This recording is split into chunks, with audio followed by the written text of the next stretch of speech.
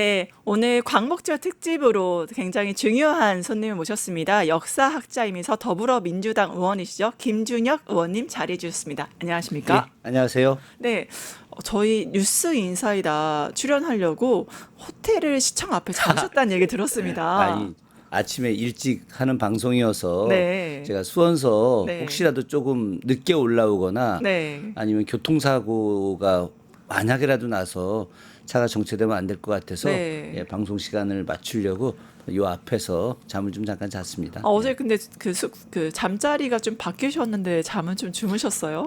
아이 잠이 잘 안 오더라고요. 설레는 마음. 전순이 예, 예. 뉴스 인사이다 예. 출연한다. 그래서 원래 이제 계획은 어제 좀 일찍 들어와서 네네. 호텔 이제 국회에서 일 마치고 들어와서 네네. 이 광화문 앞에서 이제 8월 15일 날 경축 행사 하지 않습니까? 네. 대통령님 국민 임명식 하고 있는데 그 현장도 좀 보고 이 일대 옛 마을도 좀 보고 아하. 그러려고 했는데 비가 너무 많이 와가지고 그렇죠. 다닐 수가 없어서 그냥 그 모든 일정은 좀 정리하고 네. 열심히 방송 준비했습니다. 네, 뉴스 인사에 대해서 오늘 매력을 보여주시면 더더 팡팡 터지는 매력 기대하겠습니다.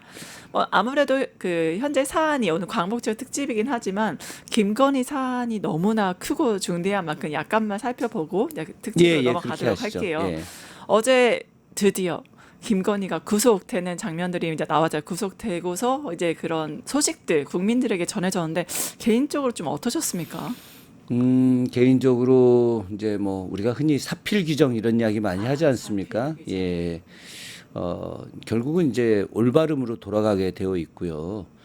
김건희라고 하는 사람은 역사에서 태어나서는 안 될 사람이다라고까지 이야기하고 싶을 정도입니다. 제가 역사를 공부하면서 수많은 악인들을 좀 보아왔잖아요. 그죠?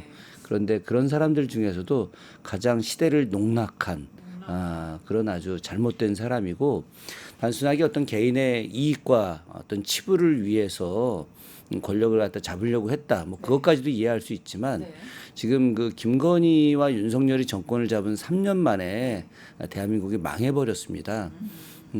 제가 그 지역에 있는 소상공인들 많이 만나고 또 중견 기업인들도 많이 만나는데 이렇게 힘든 적은 처음이었다. 이렇게 예, 그 경제적으로 많이 IMF 안 시기, 코로나 시기도 네. 어떤 분은 본인 상가 건물이 빈 적은 없었었다. 네네네. 그런데 윤석열 정부의 3년 동안 네. 경제가 너무 망가져 버려가지고 그 가장 목 좋은 곳 상가도 비고 또 어떤 그 건축 설계사분은 네. 수주 자체가 들어온 적이 없었다. 결과적으로 말씀드리자면 김건희의 국정농단이 네. 어떤 개인의 문제가 아니라 대한민국 전체의 문제 그리고 한참 해방 이후 또 한국 전쟁 이후에 계속해서 어려움 속에서도 성장을 해 나갔던 대한민국의 성장 동력을 멈추거나 아니면 내리막길로 가게 만들었기 때문에 저는 김건희의 잘못은 이루 말할 수 없다.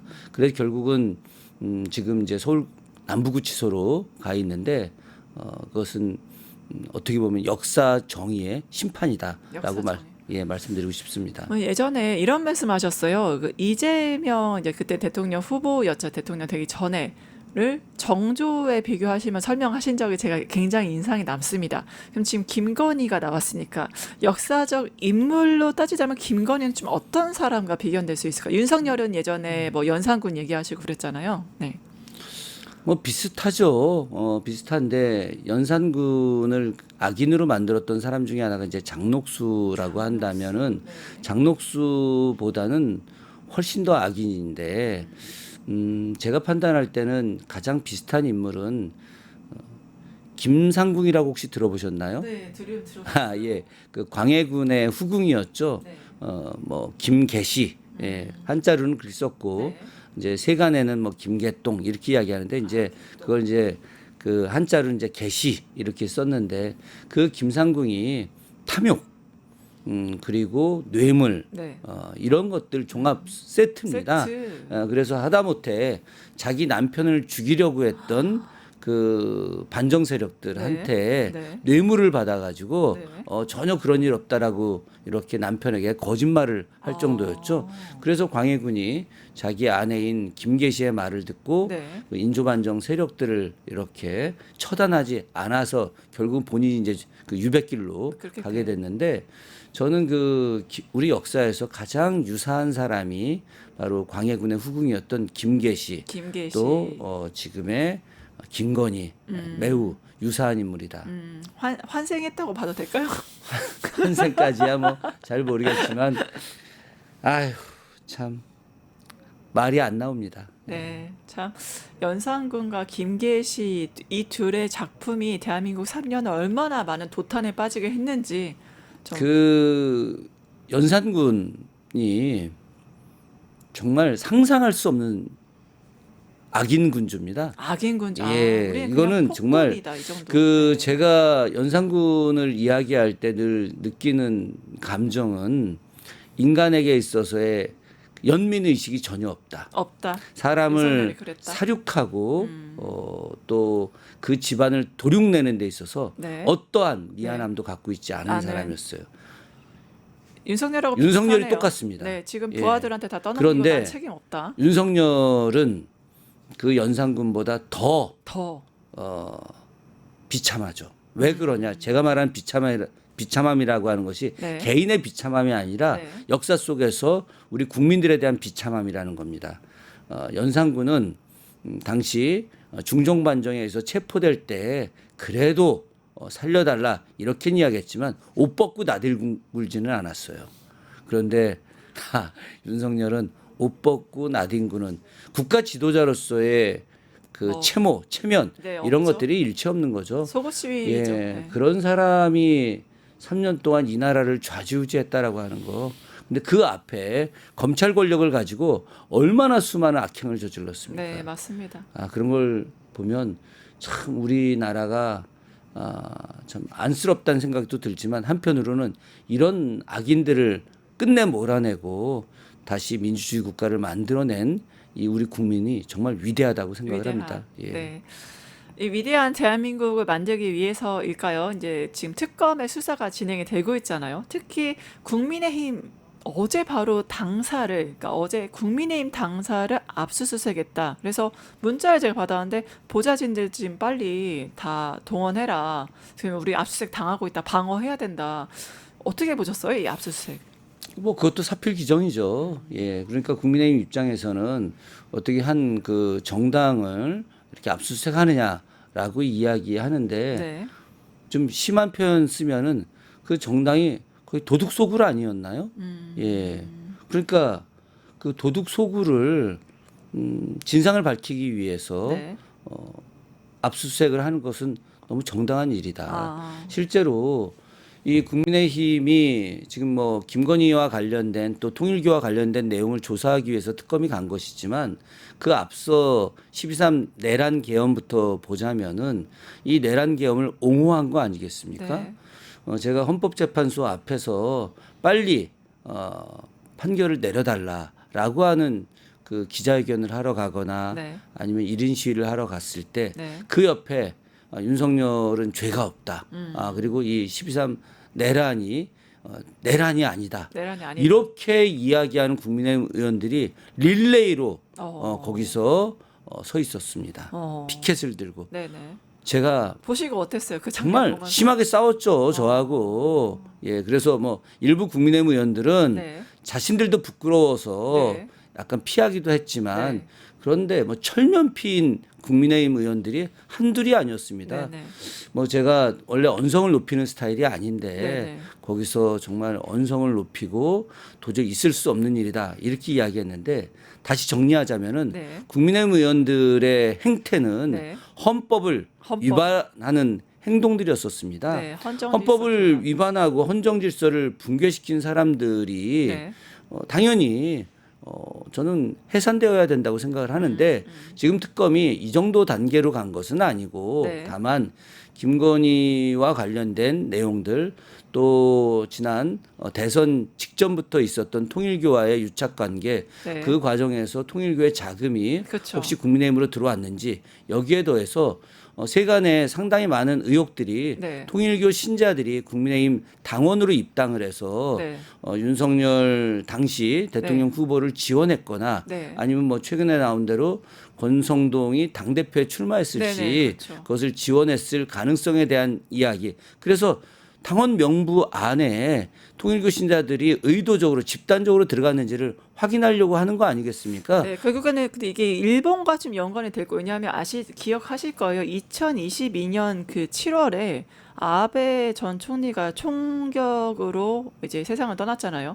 그때 2022년에 무슨 일이 있었냐면 윤석열이 통일교로부터 어떤 지원을 받았다. 같은 해에 이런 일들이 벌어지거든요. 결국엔 아베의 총격도 통일교를 배경으로 해서 뭐 가족이 통일교에 푹 빠져서 모든 가정이 파탄났다. 그걸로 이제 총격이 이루어진 걸로 알고 있는데 2020년 같은 해에 윤석열은 통일교로부터 지원을 받았다. 이런 얘기가 있거든요. 실제 그럴 가능성이 매우 높지 않겠습니까? 통일교의 재정적 기반이 일본인 것은 세상 사람들이 다 다 알잖아요. 아는 사실이죠. 네. 일본 사람들 안에 통일교 네. 신자들이 상당히 많습니다. 아. 실제로 일본 국민들은 자신들이 오랫동안 내려왔던 아마테라스를 믿는 신도, 네, 지금 그렇죠. 건진법사 법당 안에 네. 비밀 아마테라스 신전이 네, 있었다고 네. 하는 거 아니겠습니까? 해방 80주년에 이게 굉장히 중요한 문제인데 네. 그들의 논리에 의하면 우리나라 단군은 네. 아마테라스의 동생이에요. 아, 우리 당근이 예, 동생이라고요? 그런 개념으로 접근을 하는 겁니다. 아. 그렇기 때문에 그 일본 입장에서는 우리 역사, 네. 뭐 한반도 전체의 역사는 결국 네. 일본에 종속된 역사다라고 하는 원래부터 논리입니다. 동생이니까. 이제 그런 일본 신도에 푹 빠져 있던 사람들인데 그런 사람들이 통일교 신자가 굉장히 많아요. 네. 근데 그 통일교 신자들이 갖고 있는 생각들은 뭐냐? 네. 대한민국은 바로 예수재림, 문선명을 예수재림 정도의 개념으로 판단하는데 네. 바로 고난과 박해의 땅이었던 대한민국 땅을 보상을 해줘야 된다. 네네. 자신들이 지원을 해줘야 된다. 네네. 그래서 엄청난 자금을 가지고 이제 통일교에 있는 본부에 지원을 하는 거 아니겠습니까? 네네. 그러니까 이제 집안 재산을 막 팔아서 지원을 하다 보니까 그런 그 아들이 자기 어머니가 통일교에 너무 그렇죠.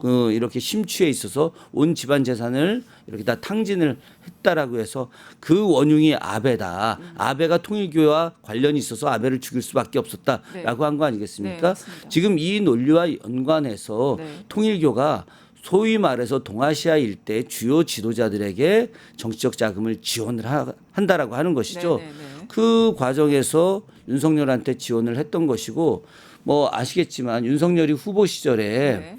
그 펜스 미 부통령과 면담을 하고 있지 네, 않습니까? 네, 네, 네. 그것이 얼마나 큰 영향을 주었겠습니까? 네. 그런데 그것도 역시 통일교가 중간에 연결을 해서 네. 펜스 부통령을 만났다는 거 아니겠습니까? 저는 이런 측면에서 보자면은 통일교가 갖고 있는 세력 확장 네. 또 자신 그 한학자 지금 현재 통일교를 좌지우지하고 있는 지배자가 네. 자신의 어떤 통일교 내 권력을 공고히 하기 위해서 향후 권력의 중심에 설 수 있는 사람을 지원하고 그걸 통해서 통일교의 어떤 세력을 확장시키는 일을 하려고 했었던 것이고 네. 그것이 경제적 지원뿐만이 아니라 윤석열의 조종자, 윤석열의 조종자인 김건희에게 뇌물을 주어가면서 네. 김건희의 습성을 아는 거죠. 김건희가 뭘 좋아하는지. 네. 그래서 가방, 목걸이, 뭐 여러 가지 명품으로. 명품 이것들을 지원하면서 결국 김건희의 환심을 사고 그로 인해서 통일교가 원하는 것을 이루려고 했던 내용으로 이제 일이 진행이 된 거죠. 아, 네. 김건희 얘기를 하셨는데 지금 무엇보다 윤석열 진술 거부권 행사하고 굉장히 뭐 속옷 시위도 하고 네거티브하게 협조를 전혀 하지 않았잖아요.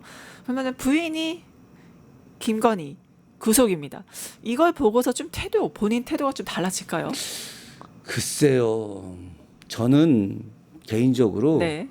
윤석열은 김건희한테 영적 조종을 당한다고 생각합니다. 아, 영적인 조종. 예. 그래서 저는 그런 그 안에서의 속옷 난동도 저는 누군가의 의도된 조종에 의해서 이루어진 것이 아닐까. 방송이라 굉장히 좀 조심스럽긴 합니다만은 네. 그럴 개연성은 높다. 본인이 윤석열이 그 검찰 내부에서 들리는 얘기에 의하면 네. 겉으로는 막 큰 소리 치고 욕하고 막 이러는 게 네. 사실은 새가슴이어서 새가슴. 쫄짱부여서 아하. 예 그래서 겁이 많아서 오히려. 그러는 사람이다라고 하는 이야기가 많이 있거든요. 그렇게 보자면은 특검에서 이렇게 조사 나가라 그러면 나갈 거예요. 나가요? 원래대로 한다면은 네. 그런데 변호사 접견을 통해서 누군가의 은밀한 네. 조종 내지는 지시가 있어서 네. 그래서 나오지 마라. 어떤 방식이든지 하지 마라라고 해서 그런 방식으로 지금 안 나오는 게 아닐까. 그게 VIP 제도 예, 김건희. 저는 역으로 김건희는 네. 순수하게 오늘 조사받으러 나온다는 거 아닙니까? 네, 그죠? 맞습니다. 예. 어제 뭐 하루 종일 밥도 안 먹었다. 네. 제가 그 서울 남부구치소 식단 보니까 네. 식단이 굉장히 잘 짜져 있더라고요. 영양식으로. 예. 네. 오늘 아침 국 나온 거 보니까 오뎅국이더라고요. 아침에 제가 네. 오늘 식단도 다 보고 왔어요. 네. 점심엔 가지나물 무침도 나오고 굉장히 영양소 공급이 그러네요. 잘 되게 돼 있는데 그런데 어제 한 끼도 안 먹었는데도 불구하고 오늘 나온다. 저는 오늘 나와서 뭐라고 얘기할까? 네. 그건 당연히 이건 다 윤석열 잘못이다. 나는 아무것도 아닌 사람이기 때문에 아무 능력도 없고 내가 무슨 뭐 국정에 관여를 하느냐 네. 이런 이야기를 아마 할 겁니다. 네. 그래서 윤석열로 하여금은 나오지 않게 해서 윤석열을 곧바로 재판에 가게 하고 본인은 나와서 자기는 아무런 잘못도 없고 능력도 없고 그리고 모른다. 네. 이렇게 이야기해서 자신의 죄를 이제 면제받으려고 네. 물론 그럴 가능성은 전혀 없겠지만 네. 어쨌든 그런 행동은 할 것이다. 네. 결국은 이런 것들이 김건희의 보이지 않는 힘에 의해서 이루어지는 일들일 가능성이 높다. 네. 이렇게 저는 생각을 합니다. 네, 지금까지 윤석열 얘기를 했는데요. 아무래도 윤석열 하면 반 공산주의, 전체주의 이렇게 언급했던 사람이죠. 또 하나 떠오른 단어가 있습니다. 뉴라이트 있는데 이런 뉴라이트 정권 윤석열에 대한 관련 영상 같이 보시죠. 이번에 새로 된 사람이 반일 종족주의라는 책을 놨는데요. 네. 피가 거꾸로 솟아올라요. 친일파판을 만들려는 의구심을 끌 수가 없어요. 아니죠. 내가 어떤 면에서 뉴라이터입니까? 그 근거를 좀 제시해 주십시오. 뉴라이터 활동을 했던 행적도 없고 뉴라이트를 했던 분들도 보지도 못했다. 네, 우리가 뉴라이트 시즌 1이라고 하면 이명박을 떠올리고요. 뉴라이트 시즌 2라고 하면 바로 윤석열을 떠올립니다. 윤석열 뉴라이트 시즌 2. 뉴라이트의 정의가 뭐길래 이명박, 윤석열, 뉴라이트 시즌 1, 2로 이렇게 정의하는 걸까요? 뭐 라이트는 말 그대로 레프트의 반대 아니겠습니까? 네. 그러면 우익을 이야기하는 것이죠. 네. 예, 우익을 이야기하는 건데 이제 보수 우파들을 보통 이제 라이트 이렇게 이야기하면서 70년대, 80년대 박정희 정권과 전두환 노태우 정권 그리고 김영삼 정권 이런 식으로 이들을 지원했던 세력이 우파죠. 라이트 정권이었죠. 그런데 뉴라이트 앞에 뉴자가 들어갔는데 뉴라이트는 이 우파 플러스 친일입니다. 친일. 예, 그러니까 그 전에 라이트 정권 우파들이 이렇게 친일을 노고라 하지는 않았습니다. 네. 본인들이 속으로 어떤 친일의 의식들을 갖고 있을 수 있죠. 왜냐하면 친일의 후예들이기 때문에. 그러나 국민들이 무서워서 친일파라고 하는 걸 드러내거나 네. 아니면은 그 일제강점기를 미화하거나 네. 아니면 해방 이후에 우리의 어떤 발전된 내용들이 사실은 일본이 만들어 놓은 기반 속에서 성장한 것이다라고 이야기하진 못했거든요. 그런데 이 뉴라이트는 이것을 대놓고 이야기하면서 현재 대한민국은 일본의 36년간 강제 병합에 따른 네. 그때 항만, 철도, 공항, 공장 건설 등등 기존 인프라. 또 여기에 교육까지 포함해서 네. 바로 이런 일본의 헌신적인 지원에 의해서 잘 된 것이다. 이렇게 말도 안 되는 망발을 쏟는 것이고 그래서 이들이 일본에 대해서 무한 애정을 갖고 실제로 일본의 조종을 받는 네. 그런 사람들 정말 심각한 수준이죠. 이거는 뉴라이트는 네. 민족 반역자예요. 간단하게 반역자. 이야기해서 어허. 민족 반역자고 매국노들입니다. 아. 그리고 여기에 더해서 이들은 정신병자들입니다. 아, 뉴라이트는 민족 반역자, 매국노, 매국노. 정신병자다라고 정의하셨어요. 근데 무엇보다 저도 이제 직접 눈앞에서 그런 현장을 봤는데 일본 기자를 만나서 한 국민의힘 인사가 우리를 이렇게 잘 살게 해줘서 일본한테 항상 감사하고 있다. 우리를 근대 문명으로 만들어줬다. 이런 얘기를 했죠. 근데 아무래도 침략의 한일 병합의 문제에 있어서 그 일본 측 입장과 뉴라이트 입장이 같은 것 같아요. 예를 들어서 예전에 역사 왜곡 문제를 얘기하시면서 진출이라고 일본은 얘기하죠. 근데 그게 우리는 침략이라고 하지 않습니까? 이러한 시각 차이가 굉장히 명확한 것 같아요. 지금 우리 변호사님께서 제가 할 이야기를 그대로 다 해주셨는데 제가 작년 그 대정부 질의 때 네. 했던 이야기가 바로 그겁니다. 네.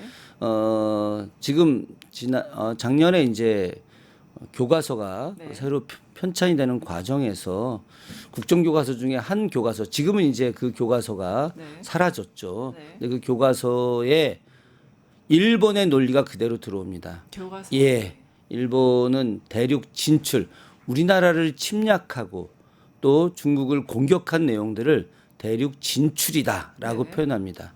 진출? 아니 어떻게 진출입니까? 일본이 진출해서 우리를 도와준 것입니까? 우리를 침략한 것이죠. 침략해서 10세 이상의 어린 소녀들을 정신대로 끌고 가서 일본군 성노예로 쓴 거 아니겠습니까? 수많은 청년들을 강제징용이라고 하는 이름으로 강제 동원해서 사할림부터 시작해서 일본의 수많은 탄광들 네. 끌고 갔지 않습니까? 제가 지금도 장생 탄광에 수몰됐던 그분들을 유해를 되찾기 위한 일을 하고 있어요. 네. 1942년 2월 달에 네. 136분의 우리 조선인 강제징용 노동자들이 네, 네, 네. 해저 탄광에서 바다 밑에 있는 탄광 안에서 야마구치현 수몰이 돼서 야마구치현 탄광. 예 네. 이런 일들이 정말 어마어마하게 많이 벌어졌습니다. 그런데 이런 것을 갖다가 진출이다 표현하고 이걸 일본의 시해라고 이야기한다? 네. 이게 있을 수 있는 일입니까? 만약에 일본이 36년 동안 우리에게 시해를 베풀었다고 한다면 우리 안에 있었던 수많은 농산물들 갖고 가면 안 되는 거죠. 그렇죠. 자신들이 일본이라는 데가 산악지대가 많고 또 바다와 연결되어 있어서 농토가 거의 없어요. 네, 네. 그래서 기본 주식량인 쌀이 생산이 잘 안 됩니다. 네. 자신들의 쌀 위해서 주식 공급을 위해서 우리나라의 그 비옥한 농토 지역을 갖다가 개량화 작업을 하죠. 그런데 여기서 생산되는 수많은 쌀들을 다 어떻게 가느냐? 일본으로 갖고 가는 겁니다. 스타를 갖죠. 예. 지금은 없어졌지만 인천에서 수원까지 수인선이라는 기차가 있었습니다. 철도가 있었습니다. 네. 수원에서 여주 가는 수여선이라고 하는 철도가 있었습니다. 네, 네. 그럼 수여선에서 수인선으로 그럼 여주 이천 일대에 있는 수많은 쌀. 농토에서 나오는 이 쌀들이 다 인천으로 가서 제물포 앞에서 다시 일본으로 네. 건너가게 되는 것이죠. 수탈의 현장이 군산 앞에 있는 네. 그 항해 개발들이 김제 평야에서 나오는 지평선이 보이는 그 엄청난 평야에서 나오는 쌀들을 다 수탈해 간 것들입니다. 네, 미국 창고가 참 그럼요. 많습니다. 군산에. 이런 부분들을 어떻게 설명할 겁니까? 네, 맞습니다. 침략과 진출 아직도 반성하지 않은 일본의 태도를 보고 계신데 반성하지 않는 건 일본이나 한국 똑같습니다. 윤석열 정권 때 임명한 독립기념관장 바로 이제 김영석 씨일 텐데 아직도 퇴진 안 하고 있거든요. 저는 정말 이해가 안 갑니다. 이 사람들이 최소한의 양심이 있다면은 네, 이재명 정부 들어와서 당연히 나갔어야 됩니다. 네, 그렇죠. 지금 독립기념관뿐만이 아니라 한국학중앙연구원 원장, 동북아 역사재단 이사장, 그리고 국가교육위원회 위원장 이런 뉴라이트 계열로 분리되는 분들 국사편찬위원장 포함해서 그렇죠. 다 나가야 됩니다. 제가 이번 국정감사 때 좀 준비하고 있는 내용 중에 하나 간단하게 좀 말씀드리면은 미리 좀 얘기해 주시죠. 한국학중앙연구원 이사장이 쓴 책이 있습니다. 네, 대한민국 사회 교과서란 책입니다. 아, 대한민국 사회 예, 교과서. 이분이 추천사를 쓰고 네. 관련된 인사들이 이제 책을 썼죠. 근데 정말 충격적인 내용이 그 안에 담겨져 있습니다. 어떤 내용입니까? 어떤 내용이냐? 한말에 우리 민족이 일본에게 강제 병합을 해달라고 요청을 해서 일본이 강제 병합을 했다라고 하는 내용입니다. 한국이 강제 병합해달라 요청을 했다고요? 그렇죠. 그게 아까 일본 사람이 쓴 책이 아니라 한국 사람이 쓴 그렇죠. 책이 예. 그 역사편찬연구소 한국학 연구소에서 한국학중앙연구원 이사장이 그 책에 대한민국 사회교과서 책에 추천사, 격려사 같은 거 있죠? 네. 예, 그런 글에 그래서 우리의 병합 요구가 너무 컸기 때문에 그래서 일본이 병합 추진 과정을 하게 됐다라고 하는 내용으로 기술이 되어 있어요. 너무 충격적입니다. 충격적이죠? 예. 한국학중앙연구원은 정부 기관, 교육부 산하 기관입니다. 네. 예, 예전에는 한국학중앙연구원 이사장이 부총리급 네. 그런 아주 대단한 지위에 있었던 그렇죠. 그런 기관이었는데 우리나라의 한국학을 연구하는 곳입니다. 수많은 외국의 학자들도 와서 연구를 하는 곳이고 거기에 많은 대학원생들이 공부를 하는 곳인데 네. 그곳의 이사장이 이런 말도 안 되는 네. 이건 진짜 역사 폐륜이죠. 네, 네. 예, 이런 그 글을 썼다라고 하는 것 자체가 용납이 안 되는 겁니다. 당연히 그만두어야죠. 네. 그래서 제가 전에 그 법안도 발의를 했었는데 네, 네. 그 뉴라이트 인사들을 임용 취소하는 네. 그런 법안 발의를 했는데 어떤 법일까요? 예, 그것이 이제 김영석? 예, 김영석뿐만이 아니라 뭐 독립기념관도 네. 그렇고 한국중앙연구원이나 또 우리 관련된 그 정부 산하의 역사 교육기관 중에 네. 역사 관련 기관들 중에 뉴라이트 인사들이 임용이 됐을 때 이를 임용 배제하는 그런 법안을 좀 냈는데 아직 그 법안 이제 통과가 안 됐는데 네. 올해 안에 네. 반드시 통과시켜서 향후에 어떠한 일이 있더라도 뉴라이트 인사들이 대한민국의 국가기관, 공공기관 전체에 기관장으로 임명되게 하지는 않게 할 생각입니다. 특히 의원님께서 김영석 방지법이라던가 뭐 이런 교과서 왜곡 문제라던가 사도강산 문제라던가 우리 이제 그 해저에 계신 그 장생탕관에 계신 유해 문제라던가 정말 역사적으로 많은 의미 있는 것들을 제시를 하셨잖아요. 한일 관계 오늘 60주년이기도 하지만 광복 80주년이기도 합니다. 그 과제가 좀 뭐가 있을까요, 우리가? 일단 기본적으로 1965년에 맺었던 네. 한일 협정을 재개정해야죠. 아, 예. 65년 청구권을 재개정한다. 예. 사실 제가 그 2015년에 네. 한일협정 그 50년에 맞아서 네. 그때 잘못된 내용들에 대한 재개정 요구를 많이 했었습니다. 근데 그때는 뭐 그 한 대학의 이제 교수로 네. 뭐 제가 이야기하는 발언들이 역량 있게 우리 사회에 전파되기가 좀 어려웠었죠. 네, 예, 예. 지금은 대한민국 국회의원으로서 또 교육위원이고 역사를 전공한 사람 또 한일 관계에 대한 연구를 한 사람 입장에서 네, 네. 한일협정 문제는 재개정해야 될 내용이 상당히 많이 있다. 특히나 역사 문제와 관련해서는 재개정이 반드시 필요하다. 네. 당시 문화재 반환과 관련해서 네, 네, 네. 제대로 된 내용이 없었습니다. 아. 한일협정 당시에 일본이 약탈해 갔던 문화재를 아주 일부 돌려주긴 했습니다만 네, 네, 네. 그거는 뭐 그 말할 수 있는 수준이 아닙니다. 너무나 극소하다. 실제로 지금 그 일본이 약탈해 간 문화재가 대략 15만 점 네. 이상이라고 이야기하고 있는데 네. 이 많은 문화재들이 일본 내부에 곳곳에 있고 공공기관에도 많이 있습니다. 박물관이나 미술관 이런 데도 많이 있는데 이 내용들이 우리가 순수히 내준 게 아니었거든요. 네. 일본인들이 강제로 약탈해 간 겁니다. 그렇죠. 특히나 그 1915년 나라를 빼앗고 네. 5년 뒤에 요즘으로 치면 박람회 같은 걸 합니다. 조선물산 공진회라고 해서 네. 경복궁에 있는 수많은 정각들을 철거하고 그 안에다가 전국 주요 사찰에 있는 뭐 탑이라든가 부도라든가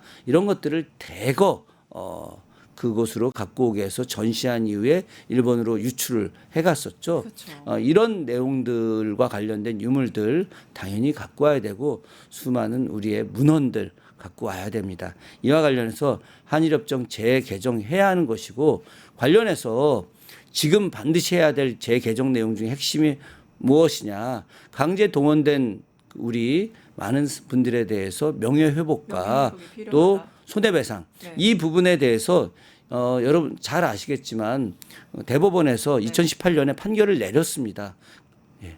그럼에도 불구하고 윤석열 정부가 대의변제라고 하는 이름으로 제대로 그렇죠. 제3자 강제. 하고 있지 않은데 이 부분도 역시 한일협정 재개정을 통해서 이뤄내야 된다 생각을 하고 있습니다. 예, 앞으로 그러니까 과거에 정말 많은 일을 하셨고 이제 미래에도 많은 일을 하실 우리 김준혁 의원님이십니다. 정말 앞으로 고대해도 될까요? 아, 예. 네. 자주 불러주시면 자주 이야기하겠습니다. 네, 자주 예. 모시겠습니다. 예. 네, 오늘 광복절 특집 더불어민주당 김준혁 의원님과 함께했습니다. 다음에 또 자주 모시는 걸로 여러분들과 소통하도록 하겠습니다. 의원님 감사합니다. 예, 고맙습니다.